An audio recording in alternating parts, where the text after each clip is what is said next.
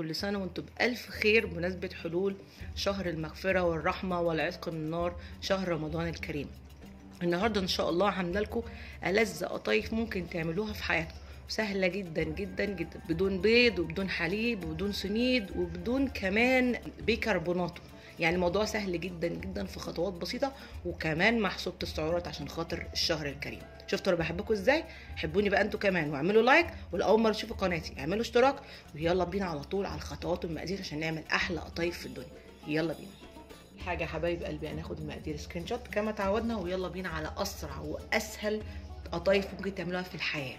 عندي نص كوبايه من دقيق الشوفان. بجيب الشوفان حبه كامله اهو، وبطحنه عادي جدا جدا في المطحنه او في الخلاط على حسب ما انتوا عاوزين، بس يفضل اللي هو الحبه الكامله اللي هو زي ده بالظبط. ده كويس جدا وممتاز، والقشره بتاعته كامله وكل حاجه. فنجيب من ده نطحنه، وناخد بعد الطحن نص كوبايه دقيق شوفان، عليها رشه من الملح، ومعاها كمان معلقه صغنونه خالص من الخميره. يعني المعلقه دي حوالي 5 جرام من الخميره طبعا الفوريه، تمام. ونص كوبايه، يعني نفس الكوبايه دي نص كوبايه تانية ميه دافيه، تمام، عشان نشغل برضو الخميره. ومعايا عسل نحل، كله في الخلاط. يلا بينا.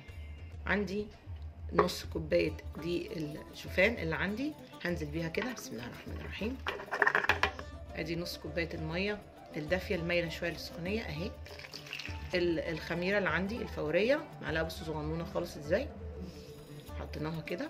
وبنفس المعلقه عشان ما نعملش مواعين كتير، احنا في رمضان وصايمين يعني ما بنستحملش نشوف مواعين بنتعصب، مش عايزين نفقد صيامنا بقى. نفس المعلقه ناخد برضو معلقه صغيره من عسل النحل عشان تشغل معانا الخميره. ان شاء الله نبتدي نشغل الخلاط بتاعنا لغايه ما الشوفان يدوب خالص خالص معانا، ويبقى مفيش اي تكتلات، ونبقى متاكدين ان هو خلاص بقى 100 100. خلاص نضرب بقى كده مع بعضينا. هسيبه طبعا يمكن مثلا دقيقتين 3 كده لغايه ما القوام، بصوا هو ميه لسه زي ما احنا شايفين كده، القوام يتقل بس معايا كده لوحده، ما نزودش اي حاجه، ولا نزود شوفان ولا نزود ميه. خلاص تمام. شكلها بالظبط بعد 5 دقايق. وبعتذر يا جماعه على البخور اللي كان اوفر ده، ما خدتش بالي خالص، بس اظن كان واضح برده شويه يعني. بصوا بقى ده شكلها بعد بالظبط 5 دقايق، تقلت معايا اهي. يعني لو حسينا ان هي تقيله قوي زي عن اللزوم، فاحنا هنا هنزود بالظبط معلقتين صغيرين ميه. بسم الله الرحمن الرحيم. بالظبط معلقتين مش اكتر من كده، وهنديها ضربتين كمان تاني بالخلاط، وبعدين نبتدي نشتغل فيها على طول. في طاسه على النار بقى احطها على العين الصغيره كده، تكون نار وسط، لا تكون واطيه قوي ولا تكون عاليه قوي. مش هبتدي ان انا اقلب الخليط بالمنظر ده كده، وابتدي بسم الله الرحمن الرحيم اشكل القطايف معايا. بصوا قوامها جميل قوي. عايزين بقى هنا تكبروها، عايزين تصغروها، دي بتاعتكم. القطايف ما تتفردش بمعلقه ولا بعملها، هي مش كريب، فاهمين قصدي اهو. بسم الله الرحمن الرحيم. ادي كمان واحده تانية. الطاسه مش بدهنها اي حاجه خالص، هي يا دوبك بس اهم حاجه ان هي تكون غير لاصقه، ده اهم حاجه.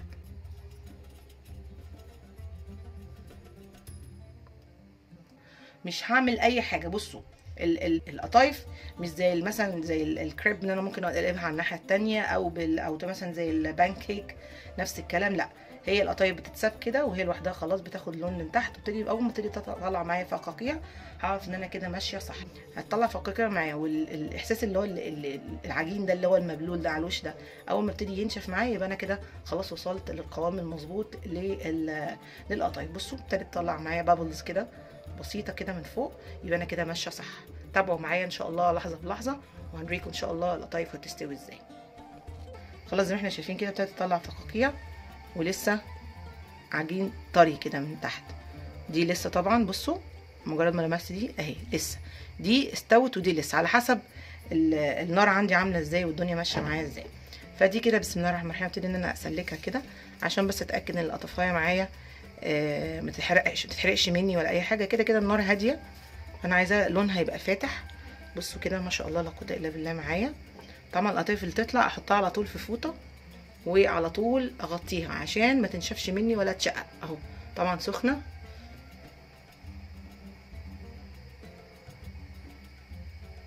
اهو بالمنظر اللي احنا شايفينه ده. بصوا ما شاء الله لا قوه الا بالله، جميله جدا جدا جدا. هشوف بقى الباقي.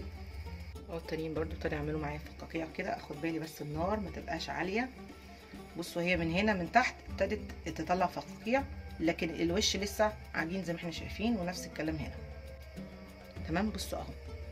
على فكره عملت معاكم قبل كده القطايف رمضان يمكن اللي فات او اللي قبليه بطريقه برضو قطايف شوفان، برضو كانت حلوه، ومحسوبه السعرات برضو كانت حلقه حلوه قوي بس بمكونات مختلفه. هسيب لكم ان شاء الله اللينك بتاع الحلقه في صندوق الوصف ان شاء الله، وتستمتعوا بيه برضو. بصوا كده معايا ما شاء الله اللون الابيض ابتدى يختفي، والفقاقيع ما شاء الله شكلها حلو قوي زي ما احنا شايفين بالمنظر، فعلا لذيذ قوي اهو. بصوا ما شاء الله لا قوه الا بالله. اتاكد بس الاول ان مفيش عجين، لا لسه شويه بتلزق شويه، انا مش عايزه ان هي تلزق في بعضها. بصوا في عجين لسه، هي استوت من الناحيه دي والناحيه دي لسه. هحاول اظبط كده الطاسه شويه. بصوا خلاص هي كده ما شاء الله بقت زي الفل، لا بتتقطع معايا ولا بتتشقق ولا اي حاجه خالص اهو. بصوا ما شاء الله على طول على طول نحطها في الفوطه. شكلها تحفه بجد، تحفه تحفه تحفه، شكلها حلو قوي اهي. وادي كمان الشكل من الناحيه التانيه. قطايف دي ومش قطايف، قطايف. شكل القطايف هي خلاص بعد ما حطيناها في الفوطه وبردت وبقت زي الفل اهي، جميله. بصوا شكلها عسل ازاي، حلوه قوي قوي قوي، ومخرمه زي ما احنا شايفين، حلوه وطريه كده زي ما احنا شايفين. بصوا من ورا التسويه شكلها تحفه زي الكتاب ما قال يعني. ريحتها حلوه جدا على فكره، الخميره كمان باين ريحتها فيها قوي قوي. خلاص هي بردت كده معايا ان انا اقدر احشيها حشوات بقى مختلفه. هعمل النهارده حشوه مسكره، عشان طبعا رمضان في الاول بقى الواحد بيبقى نفسه في السكر والحاجات الحلوه دي. وممكن طبعا نحشيها جبن، نحشيها اي حاجه احنا بنحبها. ممكن نحشيها موتزاريلا ميكس مثلا، موتزاريلا وجبنه قريش مثلا مع بعض، تبقى هيلثي، تبقى وجبه كلها بروتين يعني. في اوبشن كتير قوي قوي عندنا. فانا هاخد دي كده دلوقتي اخليها على جنب. عندي هنا شويه لوز، ممكن فول سوداني، ممكن من غير خالص عادي مفيش مشكله، بس يعني العرف اللي احنا عارفين بنحط لوز او بندق او فول سوداني على حسب الموجود. عليها معلقه كبيره من جوز الهند المبشوره عادي. تمام. هاخدهم كده مع بعضيهم، احطهم في الهون عندي او في الخلاط او مطحنه على حسب الموجود عندنا. بسم الله الرحمن الرحيم. كده حاجه بسيطه، انا واخده بالظبط يمكن معلقه ونص او معلقتين من اللوز. هحط عليهم كمان قرفه، معلقه صغنونه. ده السكر ده اللي بستخدمه بقى، ان انا اضرب اكسر ده كله كده بس مش ناعم قوي، يبقى تكسير كده بسيط عشان اقدر ان انا احشي. بعد ما طحنتها خلاص، مش طحن يعني ناعم قوي، لسه فيه برضو اجزاء من اللوز موجوده معايا. دوت السكر ممكن ازود تاني مش مشكله عادي زي ما احنا عاوزين. نجيب الطبق تاني بقى ونحط فيه اوكي. وهجيب الزبيب اللي عندي كده. الخليط جاهز معايا، وزي ما قلت لكم ممكن نحشيها حاجه يعني حاجه جبن ولا اي حاجه، موتزاريلا اللي موجود حطوا. خلاص ما شاء الله. هجيب بقى القطايف بتاعتي القمر كده. ممكن طبعا نعمل منها كميه ونشيلها في فريزر، نطلعها تبقى على السوا على طول. بس اهم حاجه تكون حشينها من جوه. همسك اول قطفايه كده معايا، ما احطش بقى حشو كتير عشان ما تفرقعش من الجناب ولا حاجه اهو. وابتدي ان انا اقفل عليها كده. بصوا بنتعامل معاها زي ما بنتعامل مع القطايف العاديه خالص. بصوا ما شاء الله قفلت معايا بمنتهى السهوله بجد، حلوه قوي قوي قوي. ولا بقى تفتح مني ولا نضطر ان ابرد صباعي ميه عشان اعملها ولا اي حاجه خالص. الموضوع سهل جدا جدا. نعمل واحده كمان.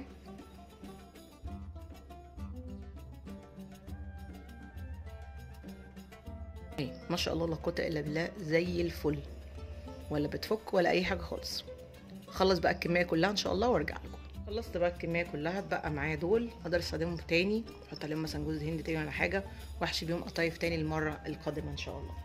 بصوا بقى الكميه معايا طلعت عسوله ازاي. نص كوبايه عملت معايا دي 1 2 3 4 5 6 7 8 9 10 11 12 واحده. يعني ما شاء الله هو ده المطلوب بالظبط، ان احنا نعمل كميه لنفسنا. طبعا مش هنضرب الكميه دي كلها مره واحده، بس انا اقصد ان احنا مبقاش حارمين نفسنا من حاجه، وفي نفس الوقت بناكل حاجه هيلثي، حاجه صحيه يعني ما تاذيناش. هوريكم طبعا التسويه دلوقتي وكل حاجه، بس هحسب لكم السعرات دلوقتي. الكميه كلها لو حسبناها كده بالسعرات طلعت حوالي 205. قسمتهم على 12 القطعه من القطايف، طلعت يعني الواحده في حدود حوالي 17 سعره. تمام. بس طبعا ده من غير الحشو.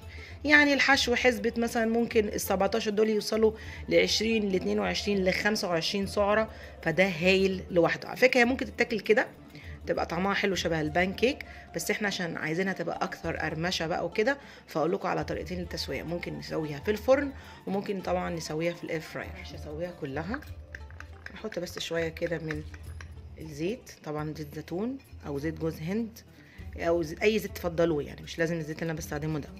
اوكي. احط برده شويه كده، وطبعا الوقت ده اكون مسخنه الفرن قوي قوي قوي قوي قوي. اهو اخدت مثلا 4. تمام اهو. وابتدي ان انا احط على الوش كده شويه صغنونه، كام نقطه كده من الزيت عشان بس تقرمش معايا. والحوار كله ما بيعديش ربع معلقه من الزيت، بس بتفرق جدا جدا معانا. ويكفي ان هي مش ديب فراي او مقليه قليه عميق. هاخد بس انا طبعا مش عايزه اعمل كميه دلوقتي، يعني مش عايزه اعمل الكميه دي كلها، عايزه اشيلها في الفريزر.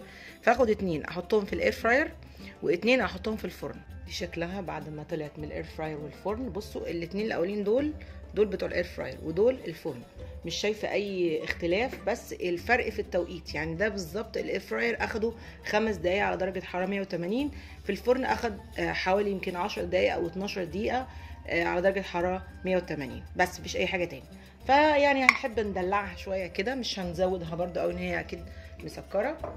فهنحط كده على الوش شويه من العسل النحل، يعني يمكن قيمه ربع معلقه صغننه كده، بس عشان كانها ايه معموله بالشربات بقى، اللي هو اللي احنا عارفينه ده، اللي بسم الله ما شاء الله السعرات فيه نيشليون سعره، يعني سعرات لا تعد ولا تحصى زي ما بيقولوا. اهو بصوا جمالهم، والله والله بجد لوحه فنيه. شكله حلو قوي قوي قوي، واكيد الطعم هيبقى تحفه. وعلى فكره مقرمشين ومفهومش زيت كده، مش مزيتين ولا اي حاجه خالص من الحاجات الاوفر اللي احنا بنعملها في نفسنا دي كده. بصوا جمالهم. احلى حاجه بقى من الشكل كمان الواحد يدوق الطعم، ندوق بقى كده اول يعني بشويه العسل دول يمكن 30 سعره الواحده، اول 30 سعره كده ايه هدوقهم كده واستمتع بيهم. بصوا كده، بصوا لازم يعني الصوره دي لازم تاخدوها لوحدكم كده سكرين شوت، عشان توروا الناس اللي بيقول لكم يا حرام ما بتاكلوش قطايف في رمضان عشان انتوا عاملين دايت. لا احنا بناكل قطايف واحلى من بتاعتكم كمان مليون مره. ندوق بقى كده ونقول بسم الله الرحمن الرحيم. تجنن، طعمها يجنن بجد بجد. يعني انا يعني الريزولت بالنسبه لي والنتيجه تحفه تحفه تحفه. طعمها حلو قوي قوي قوي. يعني لازم اقفل الكاميرا بقى واعيش حياتي مع التلاته الباقيين دول، لان بصراحه الطريقه دي تحفه وسهله جدا جدا جدا. يا رب يا رب تكون حلقه النهارده تكون عجبتكم. ما تنسوش بقى باللايك والشير والسبسكرايب والفيسبوك وانستجرام والتيك توك. وبحبكم جدا جدا جدا جدا، وكل سنه وانتم بالف خير يا حبايب قلبي، يا احلى عيله سكر دايت في الدنيا. سلام.